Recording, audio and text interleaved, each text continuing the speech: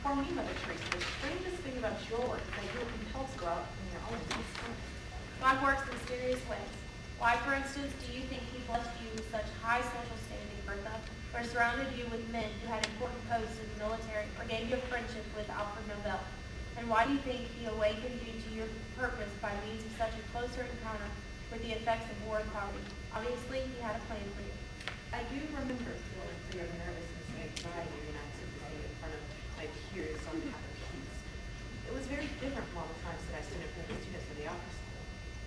Here you are talking about one type of fear, a mild form, when it involves our ego and pride. But there is also the type of fear that concerns our very existence. You have heard people say, power corrupts, and absolute power corrupts absolutely. And in fact, it is not power that corrupts, rather it is fear. The fear of losing power corrupts those who wield power, and the fear of power itself corrupts those who are subject to it. Fearlessness is necessary. Fearlessness may be a gift, but perhaps more precious is the courage acquired through endeavor, courage that comes from cultivating the habit of refusing to let fear dictate one's actions. Suki, if you are concerned about your people, I encourage you to turn to Jesus.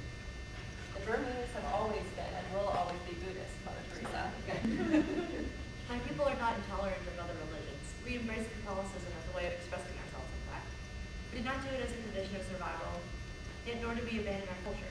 We treated Catholicism simply as another element that converged with the elements that already existed within Indian culture. For instance, we remain very proud of our ancestors.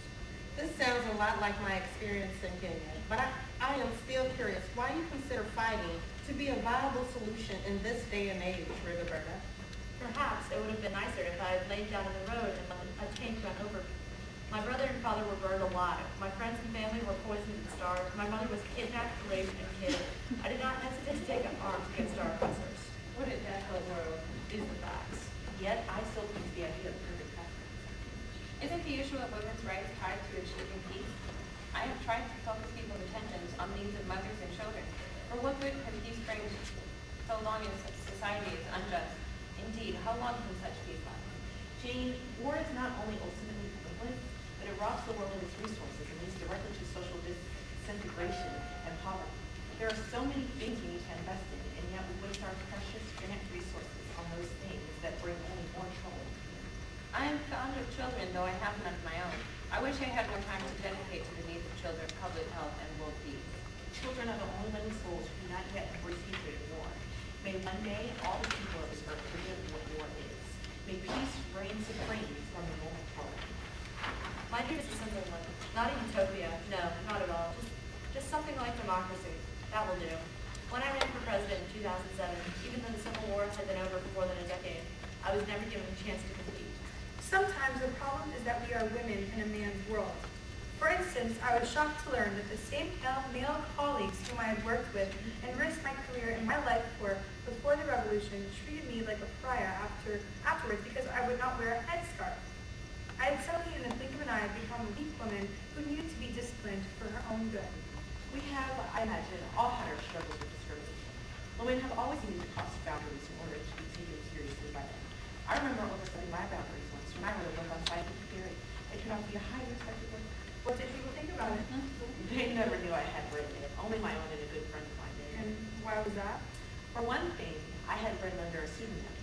When I mentioned it to the men of my circle, they said that I shouldn't bother with it because it wasn't suited for a woman. That was it. I can think of something that would have been funnier. After they said you wouldn't understand it if you tried to read it, you should have told them that you had written it. Well, it was a different time. To do such a thing would have been heresy against male privilege. I was already a heretic against nationalism. The two are connected, Bertha. You say you stand for peace and that you wish to see a world with no war. Such a thing is not possible unless there's no justice within the community. I'm afraid that my work is no longer relevant. It's still hard for me to fathom that a woman from Persia has won a Nobel Prize. I appreciate honesty. I, on the other hand, often wonder why it is I who had won the prize. So many other women in Iran are fighting for justice. Do you know that women are being arrested because they are not wearing what certain clerics consider proper attire? For not wearing the headscarf that we have grown to hate or grown to love? For this can also be the case. But regardless, our feeling for it, we have to wear it. It does not sound as if women's lot has improved much in the last century. Not in many places. in the world. For instance, in Iran, according to Sharia law, a woman's life is worth half a man's, and a woman's testimony in court counts only half that of a man. A woman has to obtain her husband's permission to divorce. When I joined the revolutionaries in 1979, I had no idea that I was fighting to make myself half the person I was at the time. The revolution's victory was my defeat, for I was stripped of what I had worked my entire adult life to achieve, my judgeship.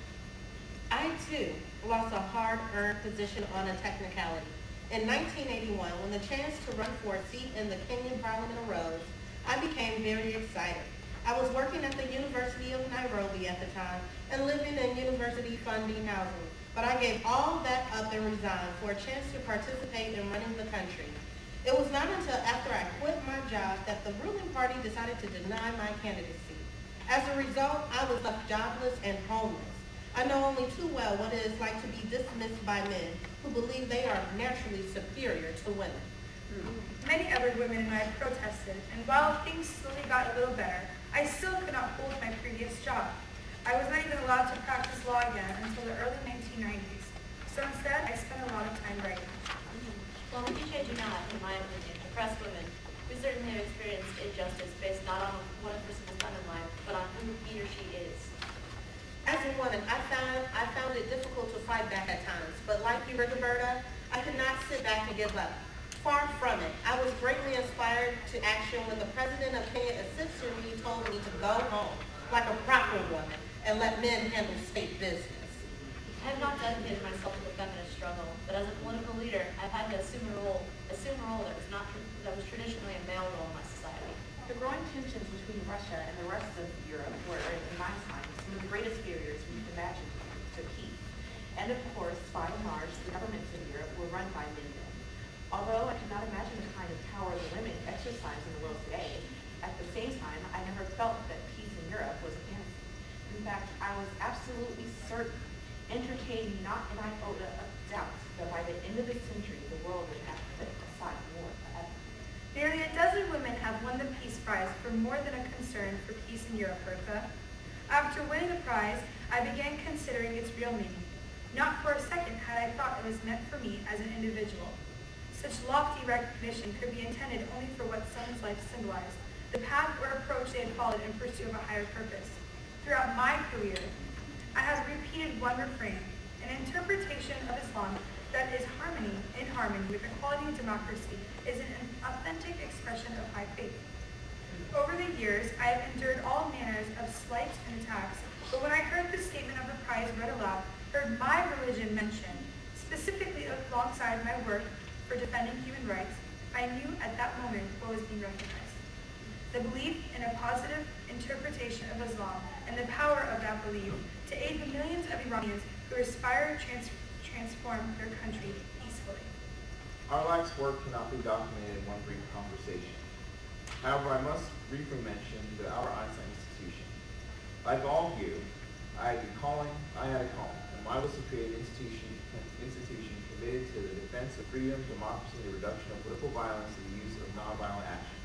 What I've learned over the years is that people can be inspired by the small act of one woman or man. As Wangari has said elsewhere, sometimes little hummingbird can carry drops of water to put out a large fire, and that can encourage an entire forest, the animals in the forest, to put out the flames. But let's never imagine that any effort towards making this a better world has been in vain.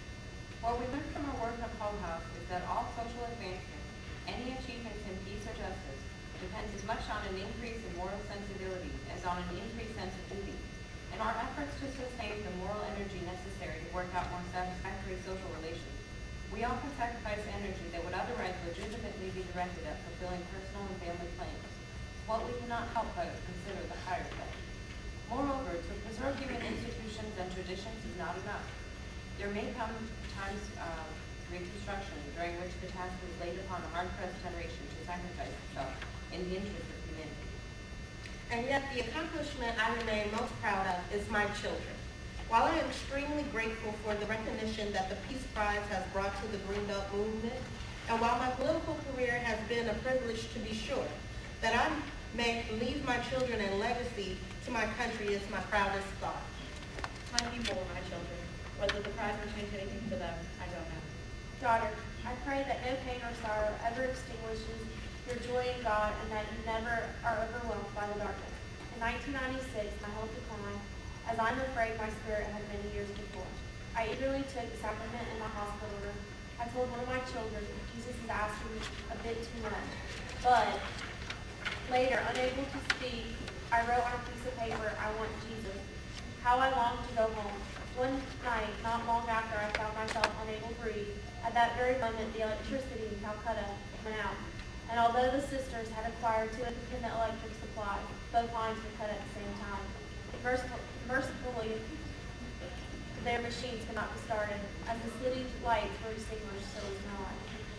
At the root of human responsibility is the concept of perfection, the urge to achieve it, and the intelligence to find a path towards it, and the will to follow that path, if not to the end, then to a distance beyond our ability.